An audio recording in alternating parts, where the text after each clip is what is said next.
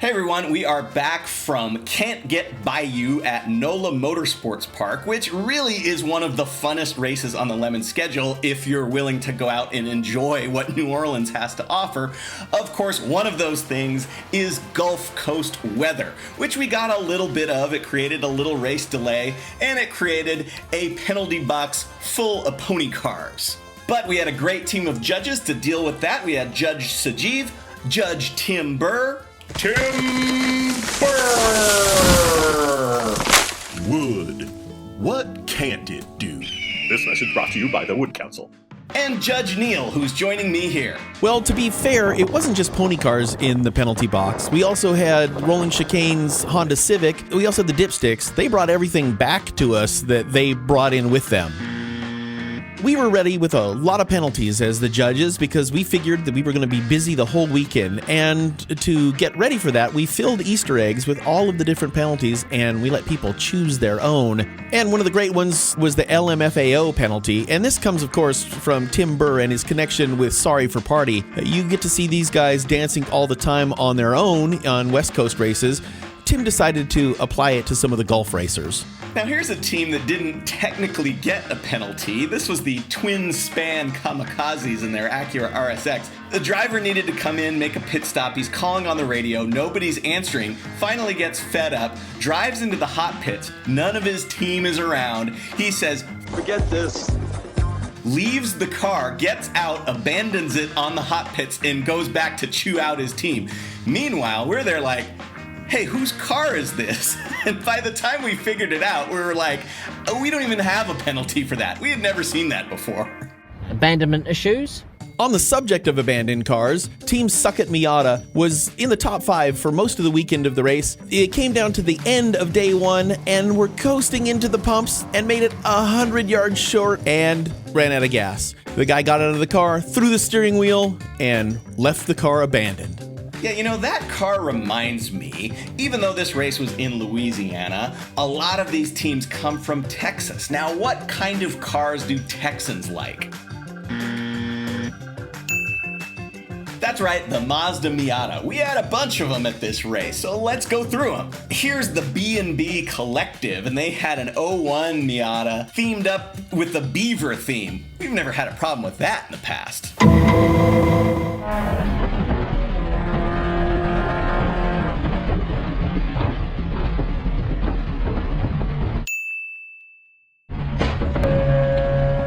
This beaver theme involved a possibly not safe for work beaver secretion bribe thing that was happening. Fair warning, this is not the only thing from this weekend that you might want to cover your kids' eyes for. Somebody order a pizza?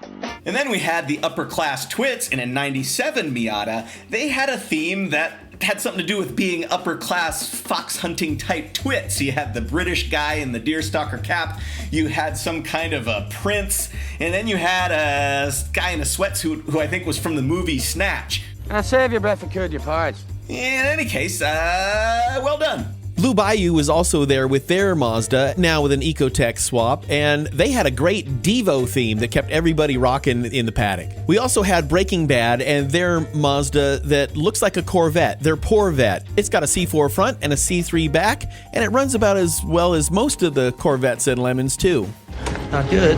And then there was the 99 Miata of Check Me Out Racing. It's an all-female team that's run a few times. Their car looks awesome. And the final Miata was the most Texan of all. This is Team High Life and their Mazda Miata with swangas. Now, we wish they would have kept them on during the race, but at least their pit wagon had swangas throughout the entire time. Okay, that's enough Miatas for now. Let's talk about another stereotypical Texan machine, the Miniature Cooper, aka the Mini. This is Team Mo Minis, Mo Problems, and they started with 1, and now they have Not 2, not 3. but 4 separate Mini Coopers. They added one this time that had hand controls, so different folks could drive it, and they, for the most part, did great. One of the problems the Minis had was kind of losing control a little bit and spinning right in front of Team Broken Spokes and their Honda Lawnmower Accord. Now, the official team name is Broken Spokes, but we know them as Law & Order because It looks like a lawnmower. Get it? You know, a lawnmower? Law and Order? Let's talk a little bit about Japanese personal luxury. First, we have the below average Joe's 2012 Infiniti G37 done up with a dumpster / trash panda theme. And then we had the 95 Lexus SC400 of the watch. They mostly had a pretty good weekend except for the one time when they were doing a driver change and the driver exiting the car kicked something up underneath the dashboard and it completely stopped running and they were like trying to rewire it for a couple hours, but they got it back out on track eventually. Cheap Thrills was at this race with their Eldorado ETC, and they had a lot of issues at this track. You usually expect them to do a lot better. They gave me a stint in the car. This car looks fast, but it is not. It had the 74th fastest time out of 74 cars. The yaw sensor that's usually unplugged got plugged back in, so every time we did race car things in the car, it wanted to kick into getting granny home mode. After they figured that out, they got back out there and they ran all day during the rain and did a pretty good job. They worked their way back up to 33rd place. If you don't know this team, they have a bunch of Cadillacs that they race, all North Star powered, because Mike from the team is the North Star Whisperer. We follow the North Star. On the subject of Cadillacs, Orca Racing was back in their Cadillac CTS. You may remember this team from having a Cadillac CTS a couple years ago that burned to the ground at NOLA. Well, the good news is they have a new CTS that they raced this weekend, and the old burned out Hulk of the old CTS is still at NOLA as part of their paintball course. Paintball! Awesome! Here's a rookie team called Tiger Wood, I Wouldn't, in their 2011 Volkswagen GTI. Even though these guys are rookies, they're Volkswagen people, which means they were totally unfazed when the DSG transmission totally the bed before day one. They went back to their shop, they swapped the transmission, and completed the weekend. Not a great weekend for BMW 3 Series. In the penalty box, we found a stray brake pad. It was still warm. About an hour later, Team Goldfish came in and said, "My brakes aren't working very well." Really? Well, fancy that. And here's a team that didn't really need very many brakes because their 302 swapped BMW didn't run very much.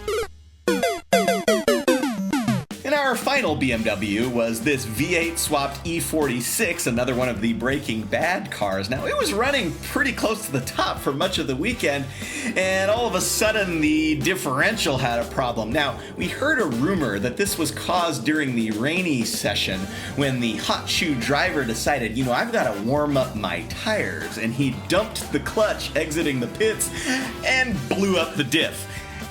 It's just a rumor. That sounds like something a real racer would do. You dive-bombed me. I had the line. Yeah, well, I dumped the clutch, put some heat in the tires, and then blew up the rear end. In any case, their diff was destroyed. They did have a spare, but it was a welded one, which worked great in the rain.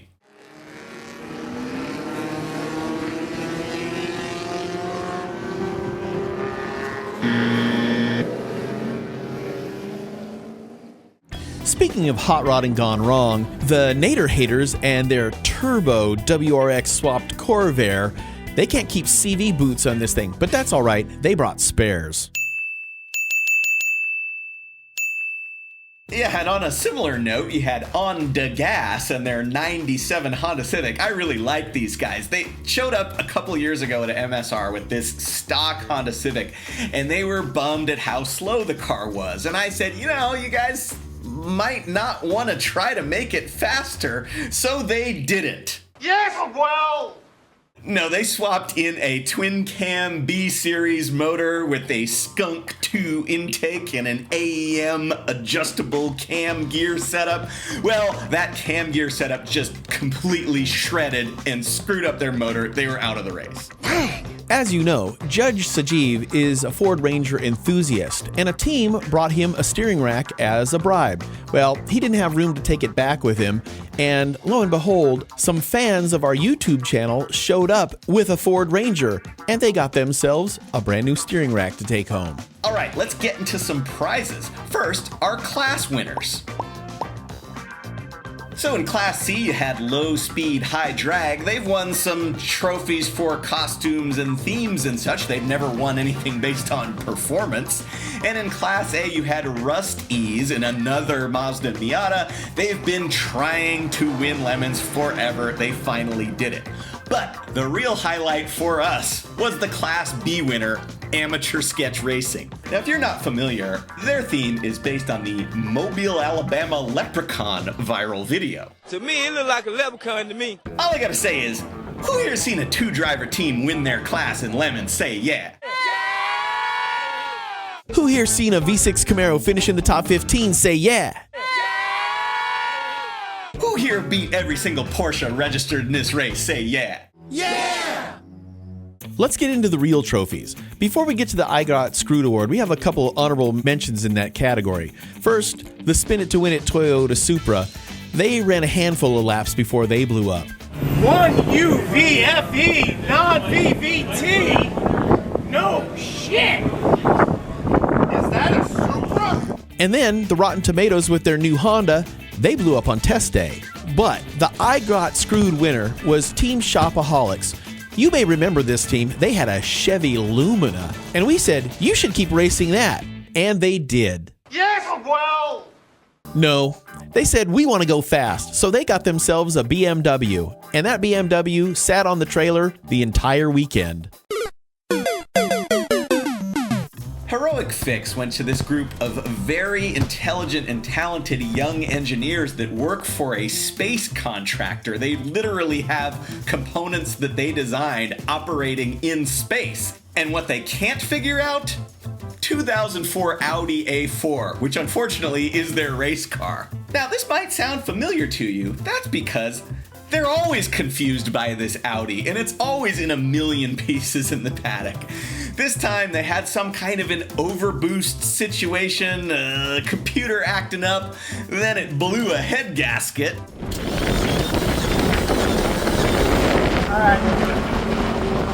And because it's an Audi, you have to disassemble the entire front of the car to fix it, which they did and got back out on track, and it ran flawlessly. Very heroic. Judge's choice went to Team Too Soon Jr. They've been running a Jetta and lemons for a while, and at the last race, Judge Sajeev made an offhand comment, hey, you guys should do a Dieselgate theme. So the actual VW Dieselgate scandal was originally exposed by a team from West Virginia University, and this team went full West Virginia with their theme. Half of their team was protesting the emissions, the other half was claiming it was a hoax, and they kept this up all weekend. For taking a judge's random suggestion and going this far with it, that was an easy judge's choice.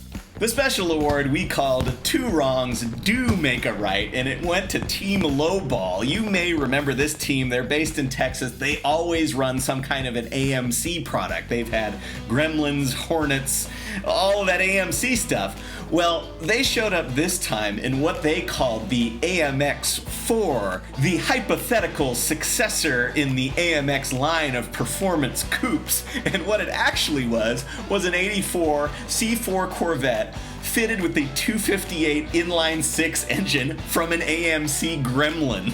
Normally a build like this, the team would be talking about on social media in the weeks leading up to the race. We had no idea this was happening. They showed up in a Corvette and we said, okay, it's a Corvette painted in AMC colors. And then they popped the giant Corvette hood and we said, oh, it's the greatest thing we've ever seen. So they got a trophy. Organizer's choice, this is a longtime team in lemons, and they have a car that's been kind of all over the place. You may recognize one of their drivers as Kristen.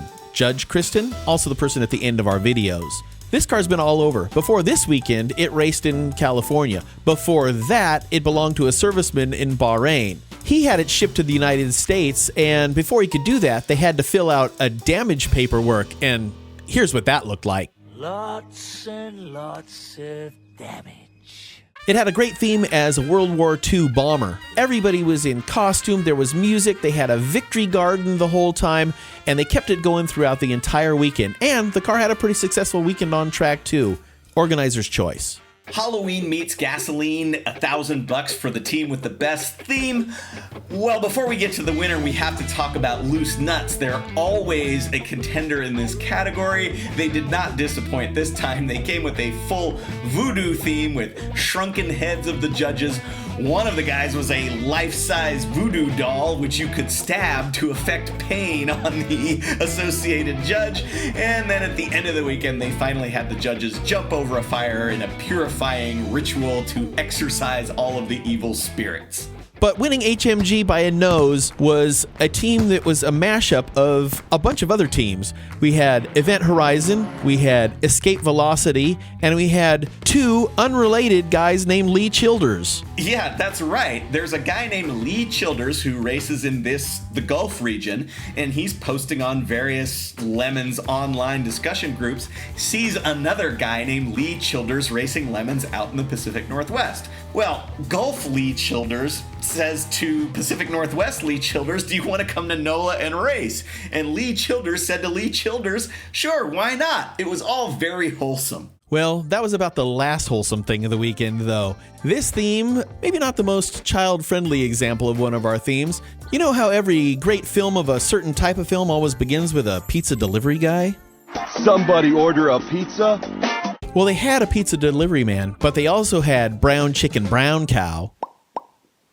Chicka wow wow. And they also had a cleanup guy in a hazmat suit. I'm the guy who wipes down the loads. First, they stayed in character all weekend. They kept making X-rated food deliveries to the judges, and during the rain delay, the captain of the team went around to people's trailers and just popped in the trailers and started doing sexy dances. But what really put this team over the top was what we talked about earlier, enjoying the local New Orleans attractions. Some of those food deliveries came from the nearby West Wego Shrimp Lot, that's a Cajun village, and the team captain may or may not have been spotted on stage twerking with local bounce artist Big Frida.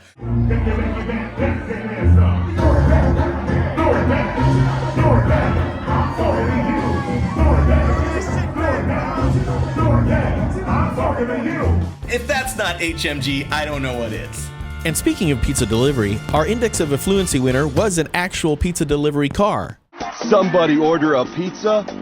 No, not that type of pizza delivery, a for real pizza delivery car. This is a 2005 Toyota Camry from Team Big Rock Candy Mountain. This thing looks like it cruised on the track straight out of the Piggly Wiggly parking lot. This car's raced before and they haven't done anything to it. They didn't even lower it. I think maybe they changed some coil packs for this race or something, but other than that, no changes, no swaps, just a 2005 Camry rolling around in a stately fashion all weekend long, finishing 29th overall, Index of Affluency. And here's Lemons in a nutshell.